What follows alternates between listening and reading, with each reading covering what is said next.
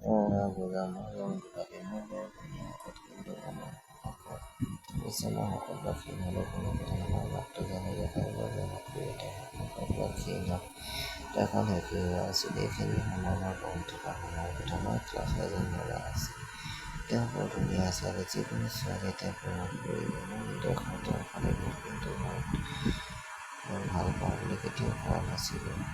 নাবাছিল আৰু মই সদায় তেওঁৰ লগত পঢ়িছোঁ তেওঁ কেতিয়াও মোৰ প্ৰতি কোনো গুৰুত্ব নিদিয়ে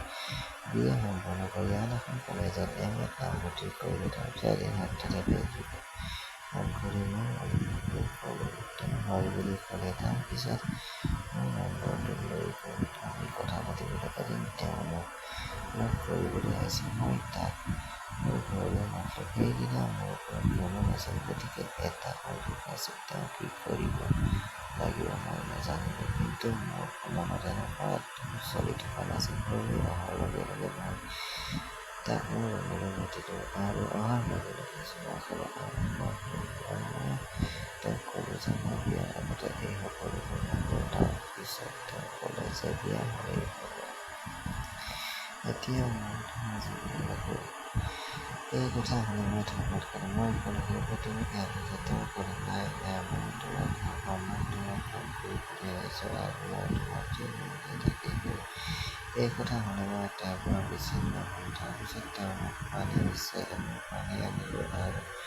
তাৰপিছত মই পাকঘৰলৈ গ'লোঁ তেওঁ মোক চাহ কিন্তু তেওঁ মাত্ৰ এটা যোৱাছে তাৰপিছত তেওঁ মোৰ পিছফালে আহিল তেওঁ মোক এটা পৰিলে যিটো দেখাত সুধিলোঁ তেওঁ ক'লে যে এই কোন ভাত আৰু মনটো শান্তকৈ ৰাখোঁ মই সেই সময়ত অলপ খং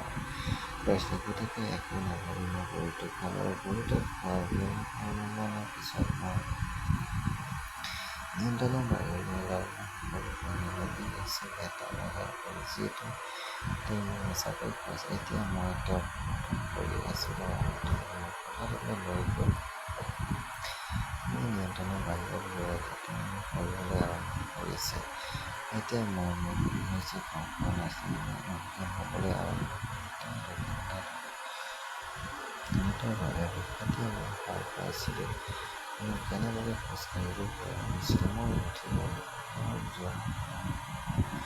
আৰু কেতিয়া কোৱা বুলি ক'লে এই কথা কৈ তেওঁ গুচি গ'ল আৰু দুদিনৰ পিছত মোৰ ওচৰ গ'ল আৰু তাৰপিছত তেওঁ মোক প্ৰতিদিনে ফোন কৰিলে কৈছিল যে ৰ'দ লগ কৰিব এতিয়া লগ নকৰিলোঁ